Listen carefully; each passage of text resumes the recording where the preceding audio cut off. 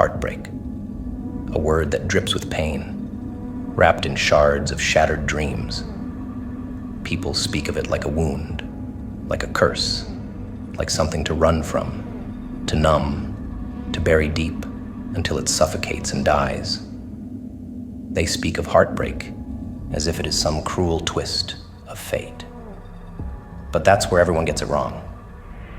Heartbreak is a gift, a dark, twisted power that the world is too weak to harness.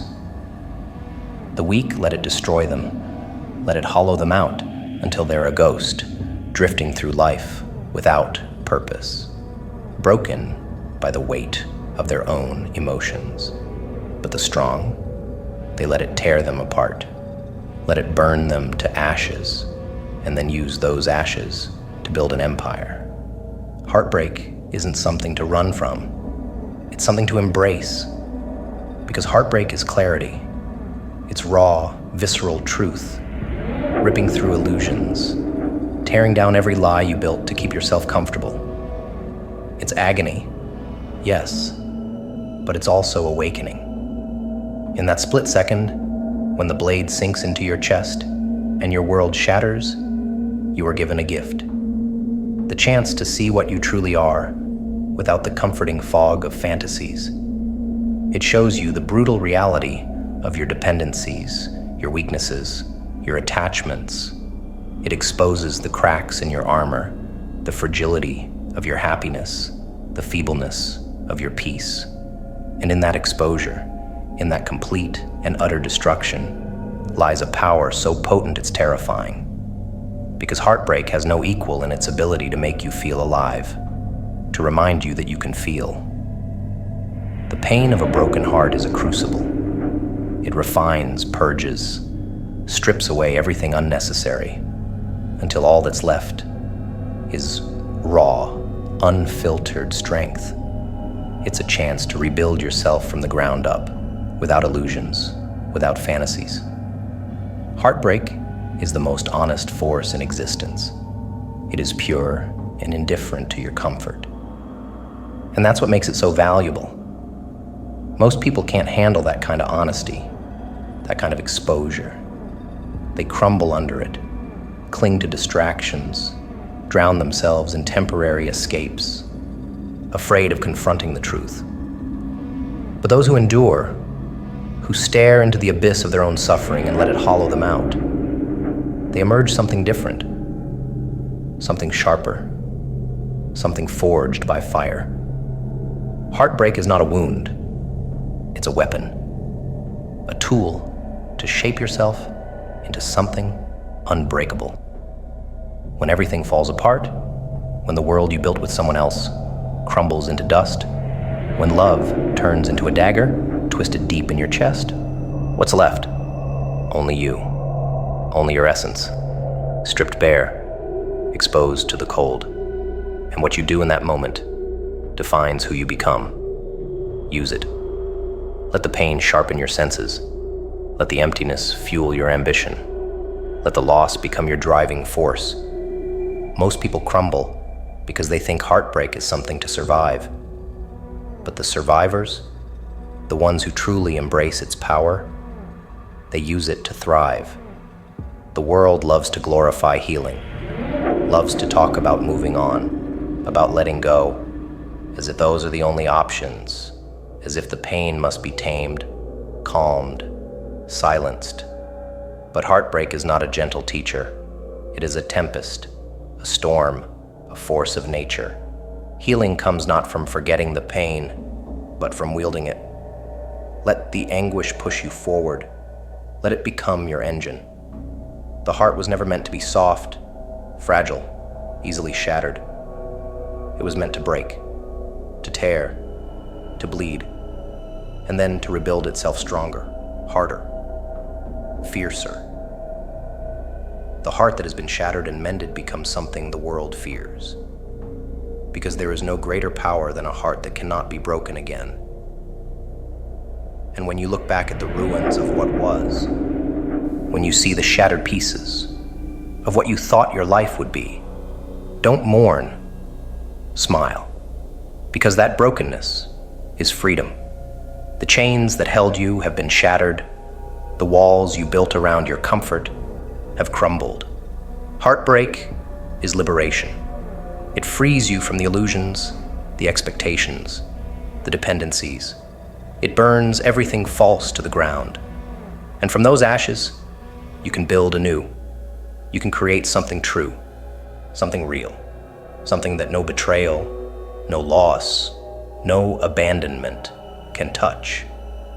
Because once you have let heartbreak consume you and survived, there is nothing left that can destroy you. The greatest mistake is to think that heartbreak weakens you, that it leaves you less than you were before.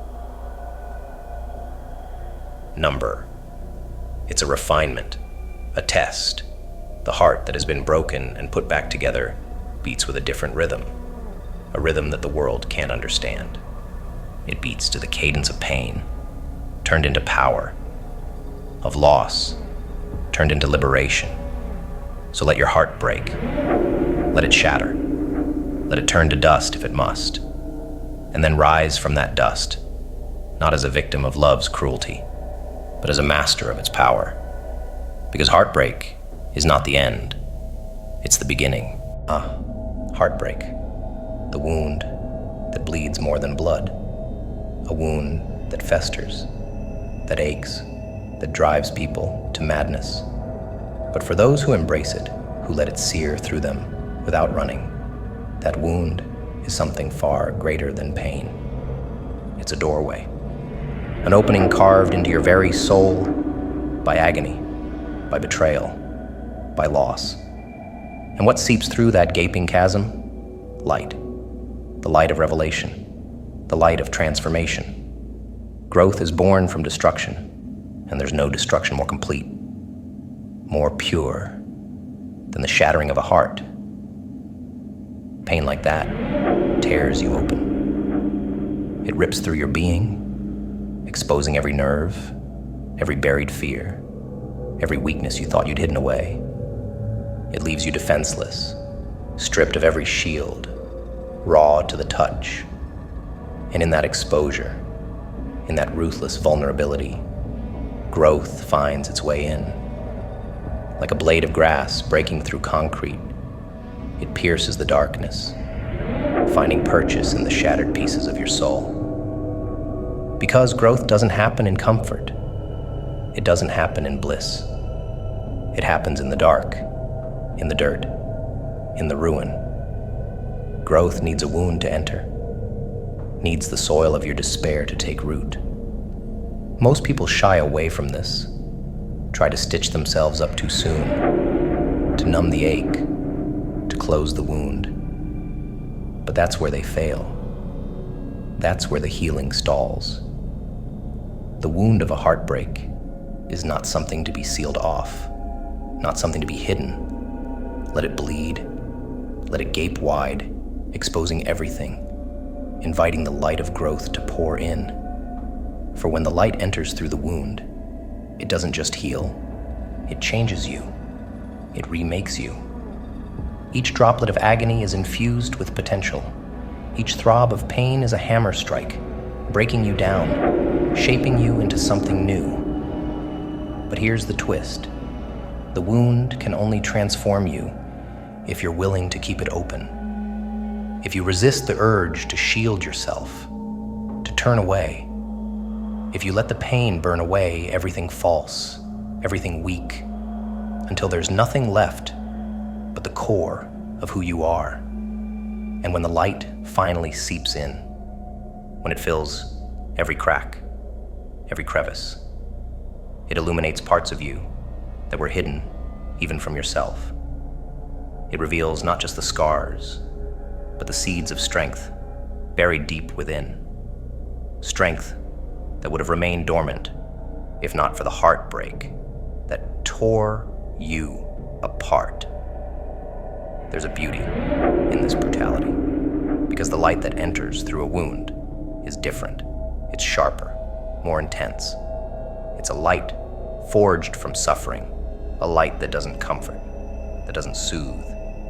It blinds, it burns, but it shows you the way.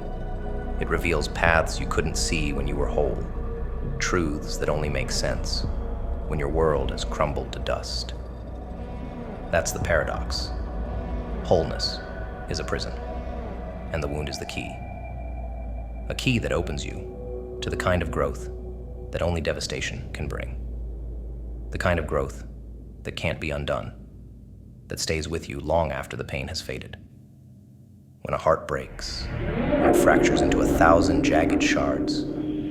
Each piece becomes a mirror, reflecting parts of yourself you've never seen.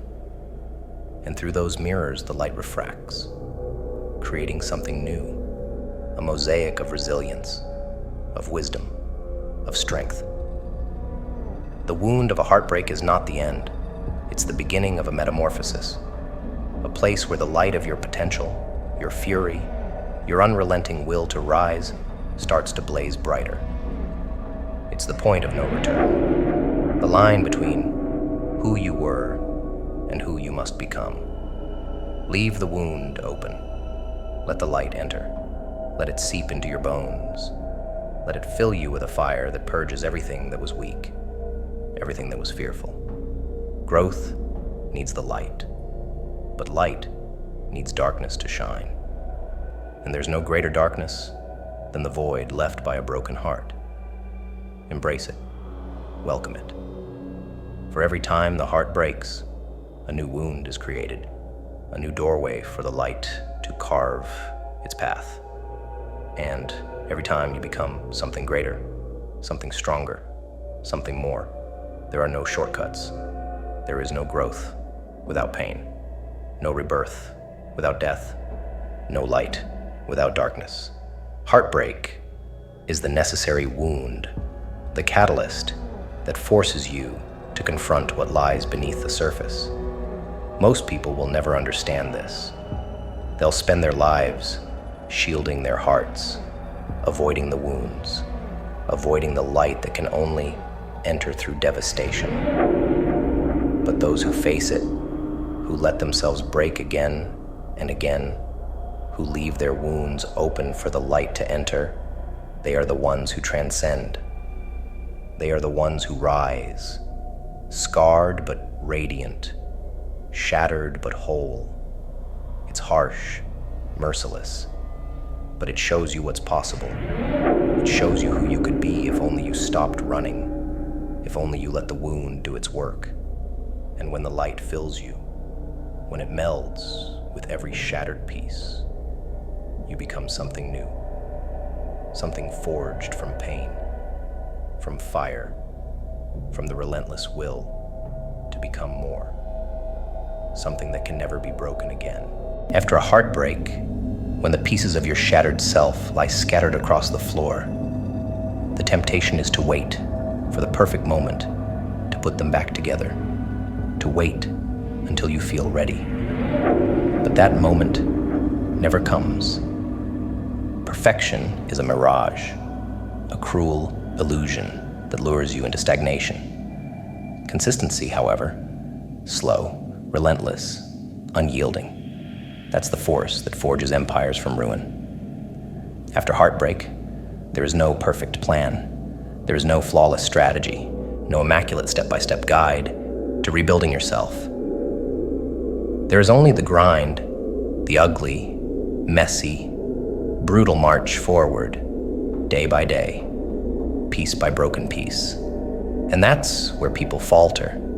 They think they need to be whole before they start. Think they need to have everything figured out before they take a step. That's where they fail. Because after heartbreak, the path to rebuilding is not about grand gestures or sudden transformations. It's about the small, brutal acts of consistency. Getting up when you want to stay down. Moving forward when the weight of the past drags you back. Doing what must be done over and over until the pain becomes fuel and the wound becomes the reason you rise. Each day you move forward, each day you improve, even by the smallest margin, is a victory. A conquest over the part of you that wants to drown in the wreckage, that wants to give in to despair. Perfection whispers, wait until everything is right. But consistency snarls, begin even when everything is wrong. Consistency is the blade that carves the path through chaos, that turns suffering into strength, that forges a new version of yourself, one bloody inch at a time. Perfection is brittle, fragile, always teetering on the edge of failure. But consistency, it's relentless. It doesn't care if you're shattered, doesn't care if you're lost. It grinds forward, steady and merciless, until the shattered pieces of who you were start to shape into something stronger, something indestructible. The pain of heartbreak is an open wound, and each act of consistency is a stitch, sewing you back together, binding the flesh of your soul tighter, stronger. Every workout when your heart feels like a lead weight, every moment of learning when your mind is screaming to numb itself, every act of creation when your spirit feels void, it's all building you, slowly, imperfectly, but surely. Because perfection demands that you stay idle until the stars align. Consistency makes you move, even when the stars are obscured, even when the darkness is absolute. Perfection is paralysis. Consistency is power. Heartbreak can make you want to tear the world apart, to destroy yourself and everything you once were. That's the chaos it brings. But consistency harnesses that chaos, channels it, shapes it into something productive. It's not about healing all at once.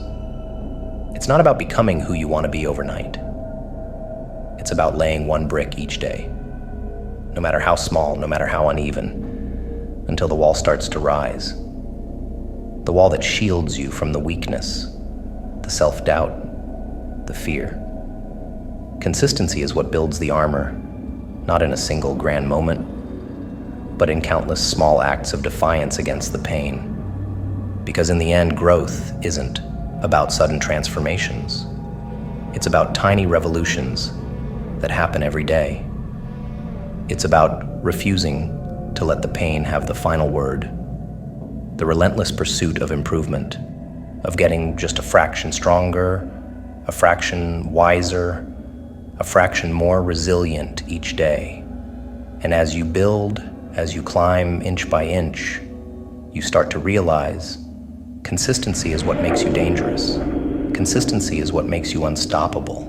Because while others sit, waiting for the perfect moment to strike, you're already in motion, gaining ground, inching closer to something extraordinary. Perfection asks for purity, for flawlessness. But consistency, it asks for grit, for persistence, for a willingness to embrace the mess. Perfection makes you fragile, terrified of each misstep, each stumble. But consistency revels in the imperfections. It thrives on them. Each mistake, each setback is not a reason to stop, but another notch on the blade, another lesson learned, another step forward. Those who chase perfection are crushed under the weight of their own expectations. But those who embrace consistency, those who keep building, keep striving, keep bleeding for just a little more every day, those are the ones who rise from the ashes of their own destruction. And as you move forward, as each day adds up, as each small improvement compounds, something terrifying happens. You start to change, slowly at first, then all at once. And when you look back, when you see what you've built, you realize perfection was a trap all along. The true power lies in those who never stopped, who embraced their shattered state and built anyway. A force that keeps moving forward, keeps rising, keeps building, consistently, relentlessly, until nothing can stand in its way. Ah, the ego. The silent saboteur, the deceiver cloaked in the guise of self-confidence. It whispers to you of shortcuts, of glory without struggle, of power without the patience to earn it. It wants you to believe that suffering is beneath you, that the pain of progress should be avoided, that now is the only moment worth pursuing. But the ego is a liar. It seduces you with the promise of immediate satisfaction, of quick rewards, feeding on your impatience, blinding you to the path that demands more. A path lined with thorns, where every step forward is bought with blood, sweat, and time. And time is the currency the ego refuses to spend. On the path to recovery, the ego isn't just an obstacle. It's the puppeteer pulling your strings. It will fight every inch of the way, distorting reality, distorting perception, making you crave the instant over the enduring. It despises the concept of delayed gratification because patience demands that the ego kneels, that it surrenders control. But the ego will do everything in its power to keep you enslaved to the present, enslaved to fleeting pleasures that vanish as soon as they're grasped. It demands that you stay weak, that you stay comfortable, that you settle for quick fixes and superficial solutions. Because the ego thrives in weakness, it feeds on it. And every time you reach for a fleeting reward, every time you indulge in a momentary escape, the ego grins, its chains tightening around your mind. It doesn't want you to endure the long haul, to face the slow, excruciating climb towards something real, something lasting. Because the path of delayed gratification is one of mastery, of control, of silence in the face of immediate desire. And the ego fears that silence. The ego wants to keep you trapped, chasing illusions, forever reaching, but never building, never becoming. Delayed gratification is the art of starvation, the willingness to deprive yourself of temporary pleasures, to endure the gnawing hunger, the cravings, the emptiness, in order to forge something greater. But the ego hates hunger. It hates emptiness.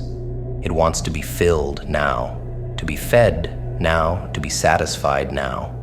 It doesn't care if the food is poison. It doesn't care if the reward is hollow. It wants the sensation of fullness, even if it leaves you starving in the end. It's a parasite, a cancer that despises patience, because patience is the blade that severs its hold over you. You want to recover? To rise? To rebuild? Then prepare for war. Not against others, but against the part of you that would rather kneel to instant gratification than stand and endure. The part that whispers of shortcuts, that promises power without pain, that demands gratification before growth. Because that part is your enemy. The enemy that would keep you shackled to every impulse, every craving, every fleeting desire. To destroy it, you must become the embodiment of defiance, the one who denies the ego its sustenance, who starves it until its voice becomes a faint whimper. Delayed gratification is the ultimate rebellion against the ego's tyranny. It's choosing hunger over comfort, the grind over the quick win, the journey over the destination.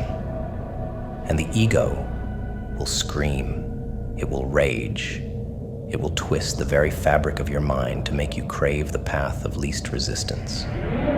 But you must resist. You must become the one who delays gratification, who thrives in the emptiness, who revels in the denial of pleasure. Because every time you choose patience, every time you deny the ego its fix, it weakens, it crumbles, and in its place, something stronger, something unbreakable begins to grow. The path of delayed gratification is one of agony, an agony the ego fears more than anything. But it is through that agony, through that slow, painful burn, that you transform. Because the one who masters delayed gratification masters time itself, the one who chooses to endure, to embrace the hunger, to starve the ego until it bends, until it shatters, that is the one who rises above weakness. That is the one who gains control. While others chase shadows, you'll be building something real, something permanent. Each moment of patience, each act of restraint is a hammer strike against the chains of the ego. And as the ego withers, as its grip loosens, something remarkable happens. You become free, free to choose, free to endure, free to see beyond the haze of immediate desire. Because the ego blinds you to the future, binds you to the present, keeps you locked in the cycle of instant gratification. But when you break it, when you deny it, you gain sight. Sight of what's truly worth your time, your effort, your pain. The ability to see beyond the now, to build for tomorrow, to create not just for the fleeting present, but for a future that the ego was too weak to comprehend. Because in that starvation, in that refusal to indulge, lies the key to becoming something far greater than the ego could ever imagine.